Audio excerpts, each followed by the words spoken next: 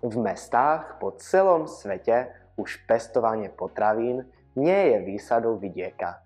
Mestský farmár spája poľnohospodárske znalosti s jedinečnými možnosťami, ktoré ponúka mestské prostredie. Táto úloha poskytuje miestnym komunitám prístup k čerstvým a zdravým potravinám a zároveň prispieva k ochrane životného prostredia znižovaním uhlíkovej stopy spôsobenej dopravou potravín. Mestský farmár nerobí len to, že pestuje plodiny. Vytvára zelené priestory, ktoré spájajú komunity a podporujú zdravý životný štýl. Pomocou pokročilých techník, ako sú hydroponické systémy a vertikálne zahradníctvo, efektívne využíva obmedzený mestský priestor. Jeho zodpovednosť však nekončí len pri výrobe potravín.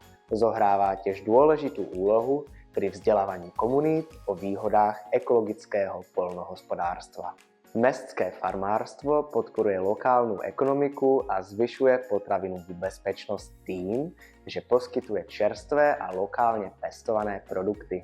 Mestskí farmári môžu mesačne zarobiť 900 až 2200 eur, pričom rýchlo rastúci trh mestského poľnohospodárstva ponúka množstvo nových príležitostí, ktoré lákajú investorov a podporujú rozvoj komunít.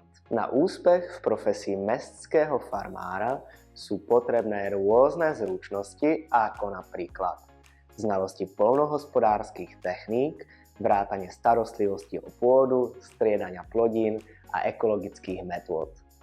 Schopnosť integrovať mestské priestory s poľnohospodárstvom, efektívne využívanie dostupných plôch.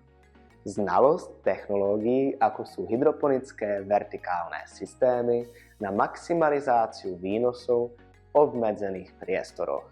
A zručnosti v riadení malého podnikania, rozpočtovanie, marketing a základný zákaznícky servis pre rozvoj mestskej firmy. Mestské farmárstvo je profesia budúcnosti, ktorá poskytuje čerstvé potraviny a zároveň zlepšuje kvalitu života obyvateľov miest. Vďaka mestskému poľnohospodárstvu môžeme vybudovať udržateľné a zdravé komunity. Pridajte sa ku komunite mestských farmárov a pomôžte vytvoriť udržateľnejšie mestá. Vyberte si profesiu, ktorá prispieva vám, spoločnosti aj planéte.